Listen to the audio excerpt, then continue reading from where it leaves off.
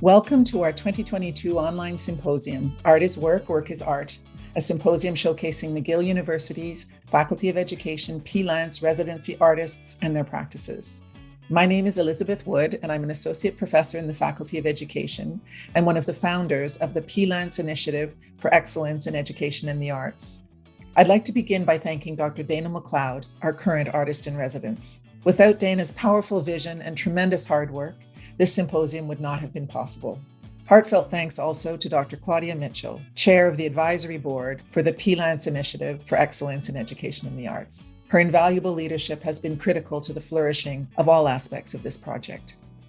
Infrequently, we encounter the impact of an individual whose fierce vision of a better future for the young, the vulnerable, the less powerful, unfolds before us from a fledgling idea to a glorious reality. Through her contribution to the P-Lance Initiative for Excellence in Education and the Arts, Pauline Smith afforded McGill University's Faculty of Education just such an encounter. Pauline Smith, née Lance, was an educator through and through. She believed in lifelong learning for herself and for others. Following her career as a teacher in Quebec's eastern townships, she supported a range of social causes in her community. Extending this to McGill, a decade ago, Pauline approached the Faculty of Education, launching an unprecedented multi-year initiative funding education and the arts. The P-Lance initiative overall was shaped into a set of 4 distinct programs. First, 10 scholarships were allocated to undergraduate teacher education students demonstrating a commitment to the arts. Second, 5 graduate fellowships were allocated annually to MA or PhD students working on projects connected to the arts. A third open-ended component supported targeted arts education in the community. And finally, the annual appointing of a Faculty of Education artist in residence was the first of its kind in Canada. So who was the driving force behind all of this?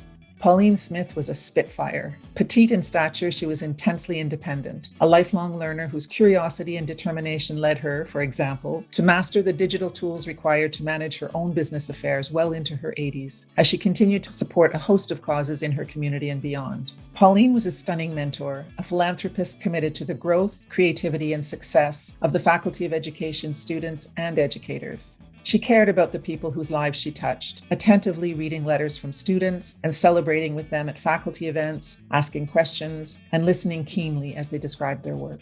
If you visited Pauline Smith at her bungalow in Hemmingford, she would make you a lovely lunch, a salad with herbs freshly cut from her own garden. With a sparkle in her eye, she was curious and ambitious, and she would regale with accounts of her post-retirement volunteer mentoring of young people facing learning challenges. She would teach them to read and burst with pride years later, seeing them in the community as successful, productive citizens. This would be the Pauline you had come to know, someone committed to human possibility and, most important, to the transformative power of education. Since the 2022 symposium honors the first 7 years of the Artist in Residence program, it is timely here to acknowledge its impact.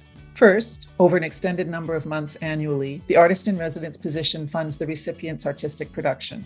Housed in the Faculty of Education, the artists are dynamic, curious, accomplished, and passionate creators in visual art, dance, sound, and digital creation and curation. The artists were afforded opportunities to engage faculty members in interrogating issues of critical importance to the global contemporary world. For example, gender identity and sexual orientation, Indigenous reconciliation, climate crisis and environmental sustainability, and elitism in the art world, to name just a few.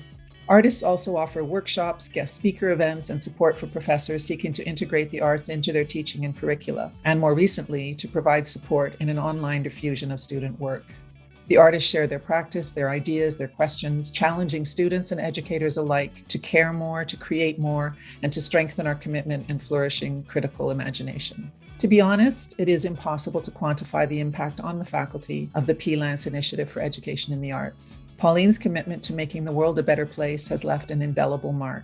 Due to the compounding potential of education, each individual who is enriched by the P-Lance programs transforms others. In a society where funding for the arts is rarely a priority, the Faculty of Education has benefited immeasurably by a visionary for whom a world without creativity, exploration, aesthetic curiosity, and critical engagement with human existence in all its configurations is a world that is less. Philosopher Maxine Greene captures this quest to engage and become. She has said, "I am what I am not yet." Through the P-Lance Initiative for Excellence in Education in the Arts, including the Artist in Residence program, Pauline Smith has contributed to equipping the faculty to be the change that so many dare hope might transpire. Thank you for joining us and for allowing us to share with you the tremendous impact of Pauline Smith's contribution to the arts. We are thrilled to welcome you to Art is Work, Work is Art, a symposium showcasing McGill University's Faculty of Education, P-Lance residency artists and their practices. We hope that you enjoy the symposium.